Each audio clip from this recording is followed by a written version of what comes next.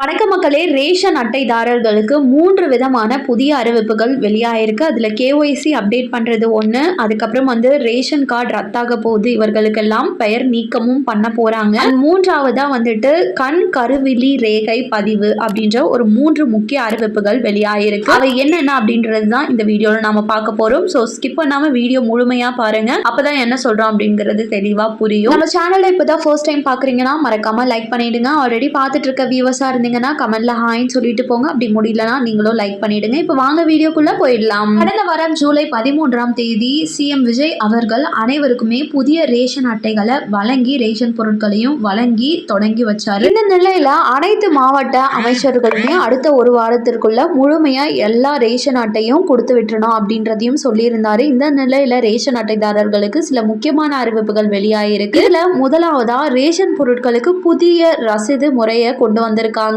அதாவது ரேஷன் பொருட்கள் உங்களுக்கு வழங்கிட்டாங்க அப்படின்னா வழங்கின பின்னாடி அதற்கான ரசீது முழுமையா வழங்கணும் அப்படிங்கிறது கட்டாயமாக்கப்பட்டிருக்கு. இது மட்டும் இல்லாம இது பொதுமக்கள் செக் பண்ணி அதுல துல்லியமா இல்ல அப்படின்னும் போது புகார்கள் அளிக்கலாம் அப்படின்னு அரசு தரப்புல இருந்து சொல்லியிருக்காங்க.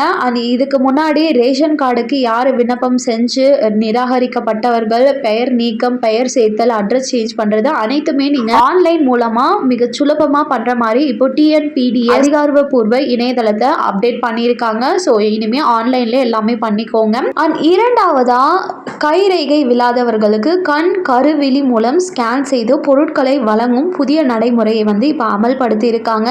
மேக்சிமம் 90% ஆஃப் ரேஷன் கடைகள்ல இது அமலுக்கும் வந்துருச்சு. அதாவது முதியவர்கள், கடின உழைப்பாளிகள்னு சொல்லக்கூடிய விவசாயம், கட்டிட வேலை, கூலி வேலை செய்யறவங்களுக்கு மேக்சிமம் கைரேகை மங்கி போயிருக்கும். அவர்களுக்கு மாற்றுத்திறனாளிகள், அதுக்கப்புறம் தொழில்நுட்ப குறைபாடு, ஒரு சில டைம் நிறைய பேருக்கு கைரேகை விழாது. இந்த மாதிரியான பிரச்சனை வரும்போது இந்த பிரத்யேக கண் கருவிழி ஸ்கேனர்கள் மூலமா ஸ்கேன் பண்ணிக்கலாம். நிறைய மூத்த குடிமக்கள் என்னோட கமெண்ட்ல கேட்டிருந்தீங்க, எனக்கு கைரேகையே விழுறது இல்லை, எனக்கு பொருட்கள் கொடுக்க மாட்டாங்க அப்படின்றவங்க எல்லாம் இனிமே இதை பயன்படுத்தி நீங்க ரேஷன் பொருட்களை தாராளமா வாங்கிக்க முடியும். இந்த அப்டேட்டை பத்தி நீங்க என்ன நினைக்கிறீங்கன்னு கமெண்ட்ல சொல்லுங்க. இதுக்கு முன்னாடி இதனால ரேஷன் பொருட்கள் வாங்க முடியாம தவிச்சிருக்கீங்க அப்படின்னாலும் கமெண்ட்ல சொல்லிட்டு போங்க. இதுல கண் கருவிழி ஸ்கேன் பண்றதுல உங்களோட முக அங்கீகாரம் அப்படின்றது ஆதார் கார்டுடன் ஒப்பிடப்பட்டு தான் பொருட்கள் வழங்கப்படும். ஸோ ஆதார் கார்டில் கண் கருவிழி அப்படின்றது அப்டேட் பண்ணி வச்சுக்கோங்க. கண் சர்ஜரி யாராச்சும் பண்ணி வச்சிருந்தீங்க அப்படின்னா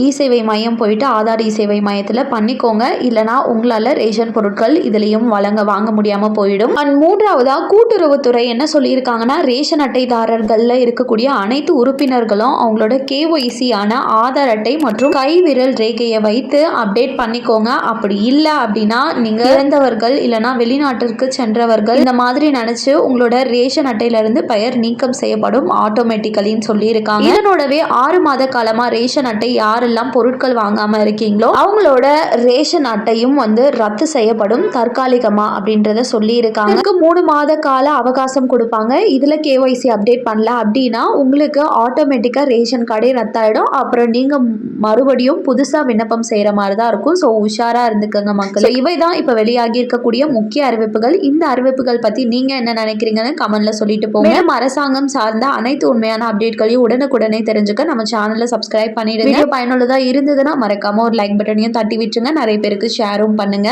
அது மூலமா அவங்களும் பயன்பெறட்டும். நன்றி. மீண்டும் அடுத்த வீடியோல உங்களை சந்திக்கிறேன்.